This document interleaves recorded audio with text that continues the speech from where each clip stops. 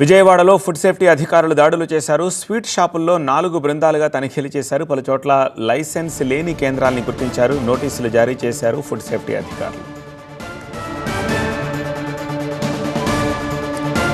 మరింత సమాచారం మా కరెస్పాండెంట్ క్రాంతి అందిస్తారు. సంక్రాంతి పండుగ నేపథ్యంలో ప్రముఖ స్వీట్ షాప్స్తో పాటు రీప్యాకింగ్ తయారీ కేంద్రాల్లో ఫుడ్ సేఫ్టీ అధికారులు తనిఖీలు చేస్తూ ఉన్నారు. ప్రజెంట్ మనం కాజు హౌస్కి సంబంధించినటువంటి రీప్యాకింగ్ కేంద్రంలో అండ్ అలాగే తయారు చేస్తున్నటువంటి ప్లేస్లో ఉన్నాము. ఇక్కడ ఫుడ్ సేఫ్టీ అధికారులు తనిఖీలు చేస్తూ ఉన్నారు. అండ్ అలాగే మనం ఇక్కడ చూడొచ్చు, ఏదైతే సంక్రాంతి పండుగ నేపథ్యంలో డిమాండ్ ఉన్నటువంటి ఫుడ్ ఐటమ్స్ ఏవైతే అరిసెలు కానీ మిగతా పిండి వంటలు ఏవైతే ఉంటాయో వాటన్నిటిని పండుగ టైంలో ఎక్కువగా తయారు చేస్తూ ఉంటారు. వీటితో పాటు మిగతా స్వీట్స్కి సంబంధించి కూడా ఫుడ్ సేఫ్టీ అధికారులు తనిఖీలు అయితే చేస్తూ ఉన్నారు. సో ఇక్కడ మనతో పాటు ఫుడ్ సేఫ్టీ అధికారులు ఉన్నారు, వాళ్ళతో మాట్లాడుతుంది. సార్ చెప్పండి, ఇక్కడ తనిఖీలు చేశారు కదా, ఏం గుర్తించారు ఏంటి? అందరికీ నమస్కారం అండి. ఈరోజు ఏంటంటే ఫుడ్ సేఫ్టీ కమిషనర్ గారు ఉత్తర్వుల మేరకు మరియు జిల్లా కలెక్టర్ ఎన్టీఆర్ డిస్ట్రిక్ట్ వారి ఉత్తర్వుల మేరకు ఓఎస్ఎస్ ఫర్టిలిటీలో అమ్మ నాన్నలకి పర్సనలైజ్ ట్రీట్మెంట్ ఇచ్చారు. In the good hands of science. Mummy daddy అవ్వాలంటే ఓఎస్ఎస్ కి కాల్ చేయండి. సీజన్ కాబట్టి ఇది ఫెస్టివల్ సీజను, పబ్లిక్ అందరూ కూడా స్వీట్ షాపులకు వచ్చి స్వీట్స్ కొనుక్కుంటారు, అరిసెలు కొనుక్కుంటారు. కాబట్టి ఏ విధంగా తయారు చేస్తూ ఉన్నారు, ఏ పద్ధతులు పాటిస్తూ ఉన్నారు, అసలు జాగ్రత్తలు తీసుకుంటున్నారా లేదా, వ్యాలిడ్ లైసెన్స్ ఉందా లేదా, ప్రెమిసెస్ అంతా శానిటైజింగ్ కండిషన్ అన్నీ వెరిఫై చేస్తూ ఉన్నాం. ఇది ఒకటే కాదు, టౌన్లో అన్ని ప్రముఖ స్వీట్ షాపులు అన్నింటి కూడా కార్ఖానాలు మెయిన్ స్వీట్ షాప్ సెంటర్స్ కంటే కూడా కార్ఖానాలు వెరిఫై చేస్తున్నాం, అక్కడ ఎట్లా తయారు చేస్తామని.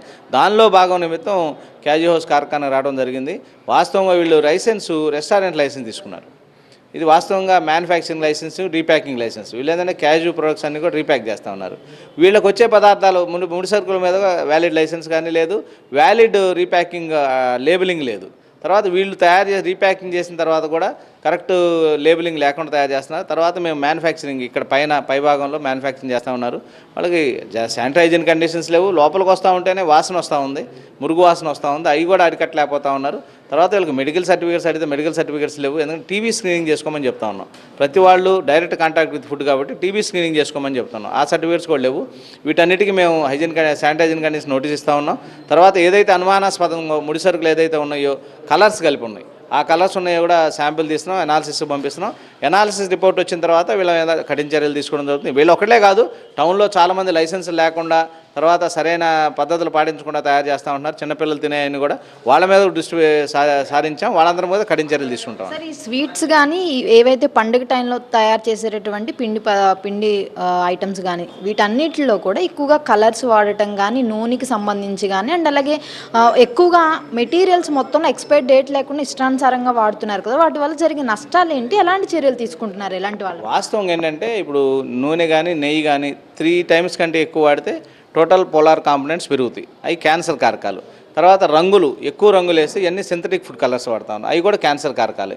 తర్వాత మీరు చెప్పిన ముడి సరుకులు వాళ్ళు అయితే రా మెటీరియల్ ఏదైతే తెచ్చుకుంటున్నారో అవి జాగ్రత్తగా చూసుకొని తెచ్చుకోవాలి. అవి కూడా కలర్సే వస్తూ ఉన్నాయి. దాంట్లో కూడా కలర్స్ ఇందాక మీరు చూశారు, కింద పపాయ దీంట్లో కానీ వాటిలో కానీ అన్నింటిలో కలర్స్ ఉన్నాయి. అంటే మనం యాక్చువల్గా అన్ని తినే వాటి అన్నింటిలో కూడా వీళ్ళు తయారు చేసినట్లో కలర్స్ ఉంటున్నాయి, క్యాన్సర్ కారకాలు అవుతున్నాయి. కాబట్టి మేము చెప్పేది ఏంటంటే కలర్స్ తగ్గించి వాస్తవంగా స్వీట్లో 100 ppm వరకు వేయచ్చు. ఇప్పుడు ఆ వర్కర్ని అడిగితే తోడ దాల్తాయి అంటున్నాడు హిందీ అతను. అంటే ఎంత వేస్తున్నారు అనేది వాళ్ళకి తెలియట్లా. అంటే ఎంతగా 100 ppm అంటే చాలా తక్కువ, మన కంటికి కూడా కనిపించదు. కలర్ కనిపిస్తుందంటే గ్యారంటీగా హై క్వాలిటీ ఉంటుంది. తర్వాత బెల్లం ఉంది, బెల్లంలో ఇప్పుడు ఇంతకుముందు హైడ్రోస్ వేసేవాళ్ళు కలర్ కోసం, ఇప్పుడు కలర్స్ కలుపుతూ ఉన్నారు. 2 కలర్స్ కలిపి బెల్లం తయారు చేస్తూ ఉన్నారు, అది కూడా క్యాన్సర్ కారకాలు. మీరు అడిగినట్టు ఖచ్చితంగా వీళ్ళందరినీ ఇవన్నీ క్యాన్సర్ కారకాలు ఏదైతే అయినాయో అవన్నీ కూడా వాడొద్దని చెప్తా ఉన్నాం. తర్వాత శానిటైజింగ్ కండిషన్స్ మెయిన్ ఏంటంటే పిండి వంట వండే దగ్గర ఈ కిచెన్స్ అన్ని శానిటైజింగ్ కండిషన్స్ పాటించాలి. తర్వాత వాళ్ళు వర్కర్స్ ఎవరైతే ఉన్నారో వాళ్ళ హైజీన్ కండిషన్స్ కానీ వాళ్ళ మెడికల్ ఇది కానీ ఖచ్చితంగా పాటించాలి. వీటన్నిటి మీద దృష్టి పెడుతున్నాం. ఈ షాపే కాదు, అన్ని షాపులకు నోటీసులు ఇవ్వడం జరుగుతుంది. తర్వాత చిన్నపిల్లలు తినే ఆహార పదార్థాలు తయారు చేసే వాళ్ళని కూడా దృష్టి పెట్టడం జరుగుతుంది. వాళ్ళందరి మీద నిఘా పెట్టాం, అందరి మీద కఠిన చర్యలు తీసుకుంటాం.